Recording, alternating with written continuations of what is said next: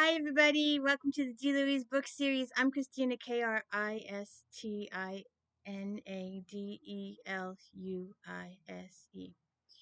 Today, we're talking about Nora Roberts, J.D. Robb, Memory in Death.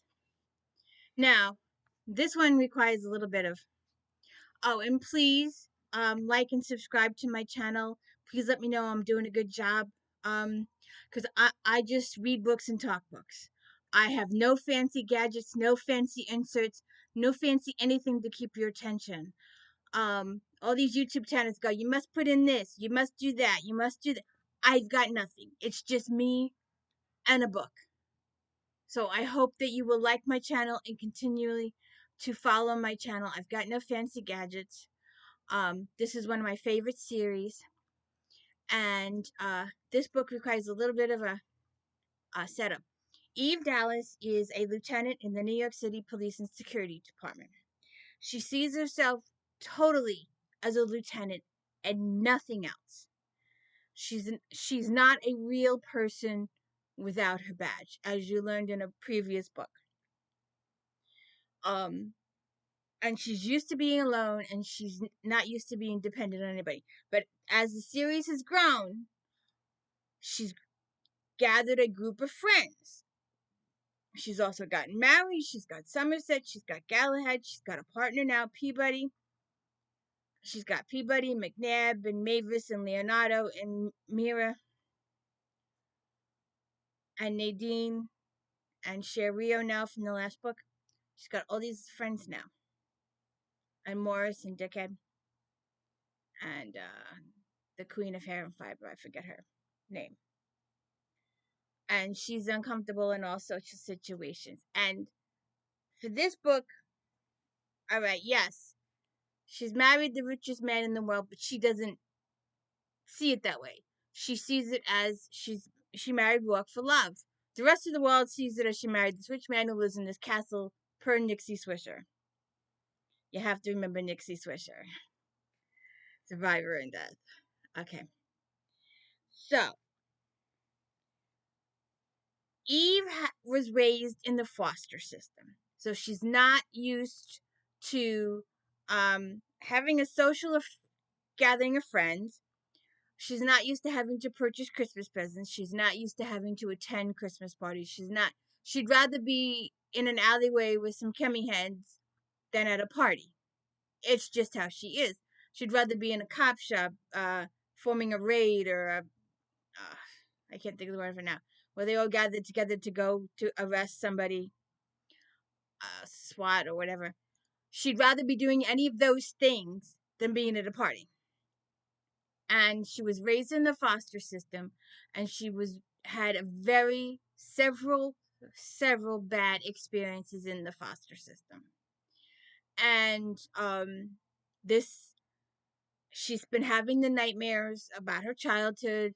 Oh, she had a really tragic childhood.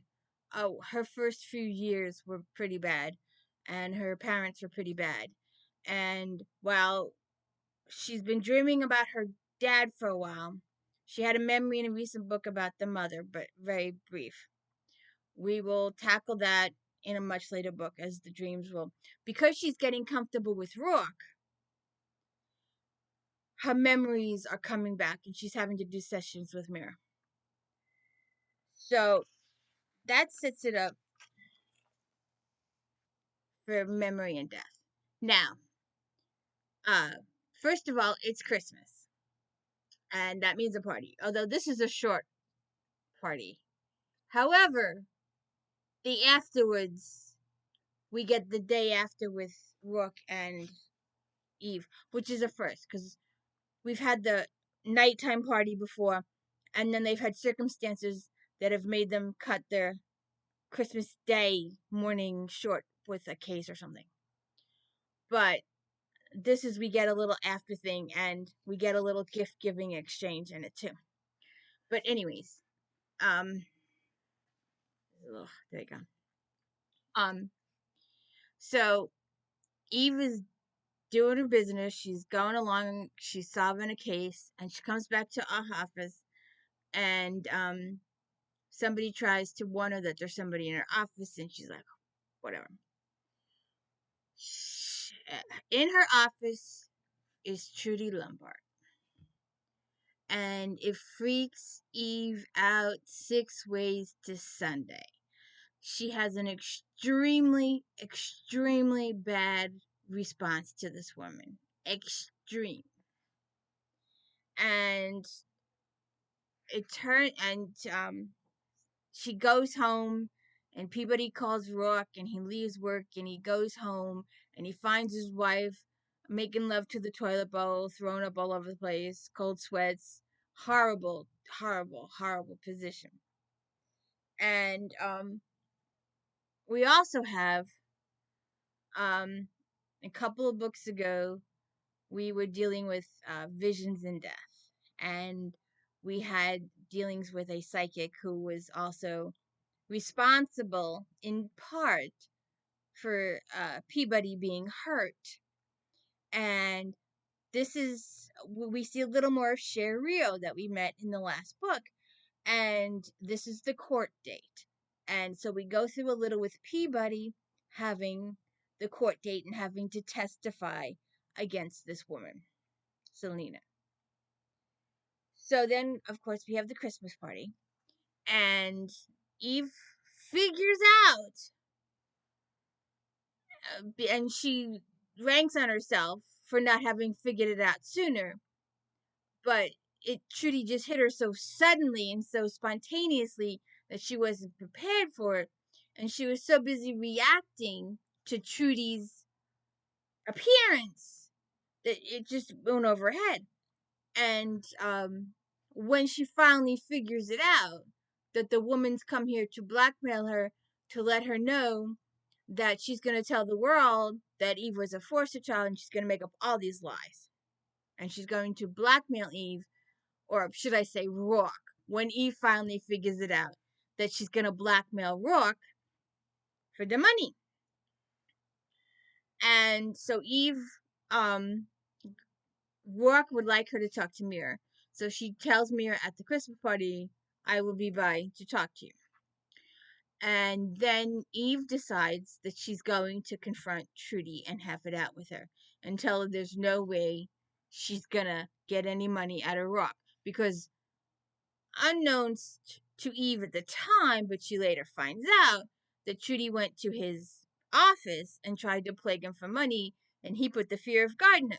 So she's all pissed off, and she goes, and it's a long, complicated thing, but she goes and she wants to pretend that someone beat her up so she can milk ROARKE for money. And she's going to tell the world that ROARKE did it. And obviously, the saving grace is that they were all at the Christmas party, and there was all these people there to see them at the time of the event, so ROARKE couldn't have possibly done it. Because when Eve goes to find Trudy, she discovers Trudy dead. And so another cute little situation is that Peabody has to interview ROARKE to verify the alibi for the time of the murder. It's cute. It's really cute. Then we meet Trudy's son, biological son, Bobby, who Eve remembers as being nice to him, and his wife, Zaina. And then Eve, trying to solve Trudy's murder and trying to figure out who tried to kill Trudy, discovers that Trudy was blackmailing every foster child she ever had, taking them for every single dime that they ever had. So Eve tries to figure out a way later on how to return some of that money. But anyway, also, Peabody and McNabb had a little tiffy. And they went to Peabody's house for Thanksgiving. And McNabb wants them to go to Scotland for Christmas.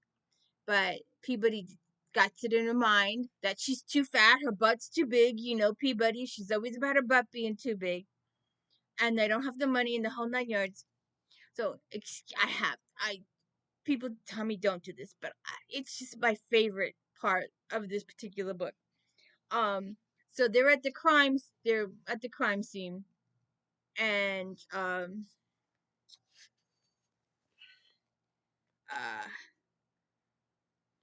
it's warm and it's pretty and it's freaking season, isn't it? Last I checked, you want me to call the exterminator after all for that bug crawling up your ass? Or are you getting a thrill out of it? He's such a jerk. He's a total and complete asshole. What am I doing cohabiting with that moron? Don't ask me, really, Eve said, holding up a hand. Don't ask me. It's my fault we're in a budget crunch. It's not, Peabody announced and jabbed a finger in Eve's face. It's not my fault his stupid family lives in stupid Scotland. I don't think so. And so what if we spent a couple of measly days with my family at Thanksgiving? The snaking scar flew and billowed when Peabody threw up her hands. They don't have the sense to live in the United States of America, don't they? Don't they? I don't know, Eve said cautiously as Peabody's eyes seemed to pinwheel with passion. There's a lot of them. Well, they do. And I just casually mentioned that maybe we should stick around home for Christmas. You know, seeing as it's our first one as a couple, and maybe, considering his attitude, our last, stupid fuckhead. What are you looking at? She demanded of a man who glanced her way as he walked by. Yeah, keep walking. Dumbass man is an innocent bystander, one of those dumbasses we're sworn to protect and serve. All men are dumbasses, every mother's son. He said as I was selfish. He said I wasn't willing to share. Well, bullshit. Doesn't he wear my earrings? Doesn't he? If he wears anything else of yours, I really don't want to know about it. We're on the clock, Peabody. So, if you want to know how Eve solves the problem, read the book. And, like I said in Origin of Death, Origin boosts Nadine's career into the stratosphere. And she announces she's getting her own TV show now, happening now. And she wants Eve and Peabody to make appearances. And Eve is like, no. And you'll have to read about the negotiations. And I will give you one little spoiler. Oh no, I won't reveal. I won't reveal Eve and Rourke's gifts to each other. You can read the book to find out, because it's one of the few books where we do get what they give each other. And I should have teased this at the beginning, but I forgot. But I want to give you a little spoiler alert.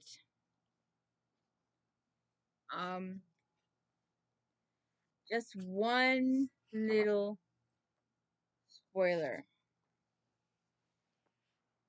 To find out how this sentence is the clue to all clues, you'll have to read the book.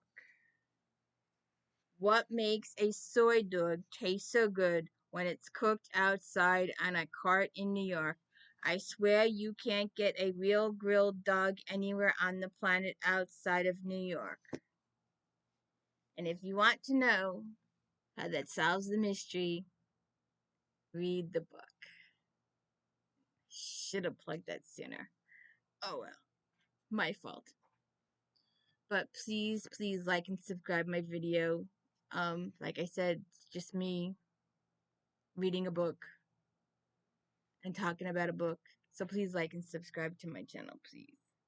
Even though I make silly mistakes like not being able to plug something at the beginning of the book so you watch the whole video to the end. My fault. Maybe I'll learn one day. But thank you for watching my video. I hope you enjoy the book. Please like and subscribe. Thank you.